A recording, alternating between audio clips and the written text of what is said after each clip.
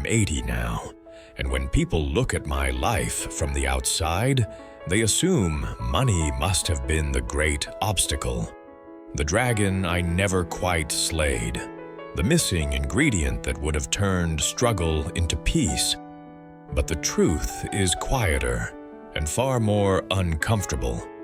Money was never the real problem, not when I was young and hungry, not when I was middle-aged and chasing stability, and not now, when time itself has become the rarest currency I own. I've known men who were poor and free, and men who were wealthy and imprisoned.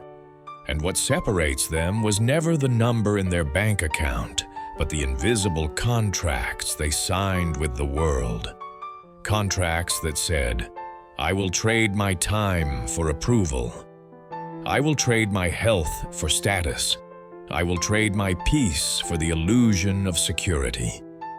When you're young, you think wealth will save you from fear, from regret, from being small in the eyes of others.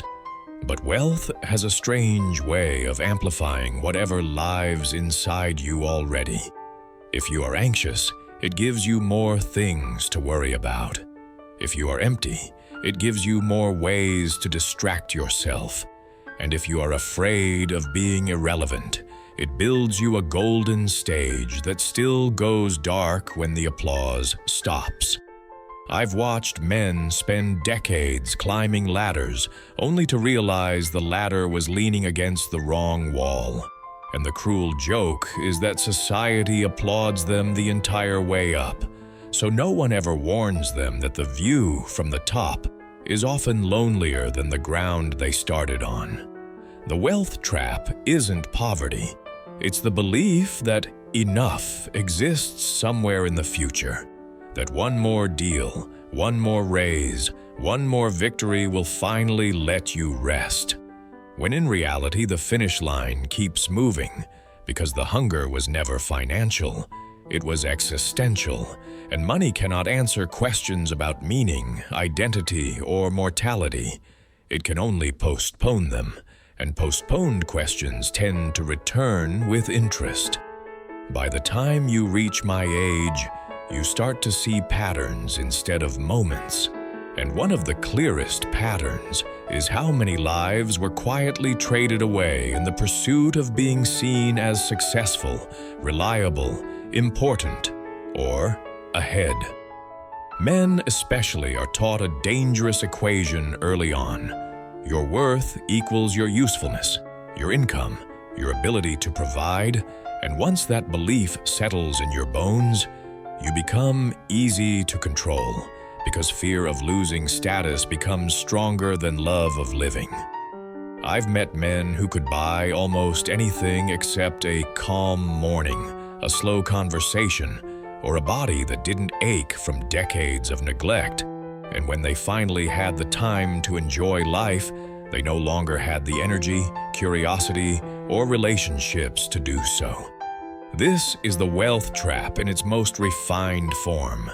You win the game, but lose the capacity to enjoy the prize. Money gives you options, yes, but it also quietly raises the cost of your mistakes.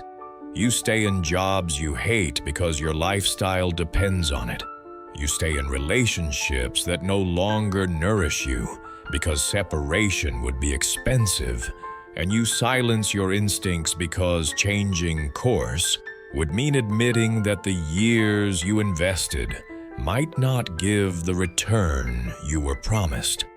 The tragedy is not that people chase money, but that they confuse money with safety, and safety with happiness, and happiness with meaning, when these are entirely different animals that rarely live in the same cage.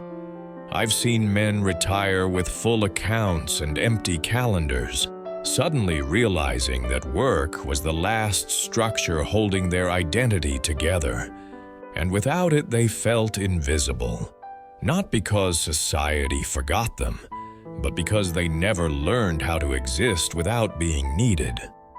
Now, at 80, what I understand is brutally simple and almost impossible to sell to a younger mind. The real wealth was always autonomy, the ability to choose how you spend your days, who you give your attention to, and what kind of man you are when no one is watching.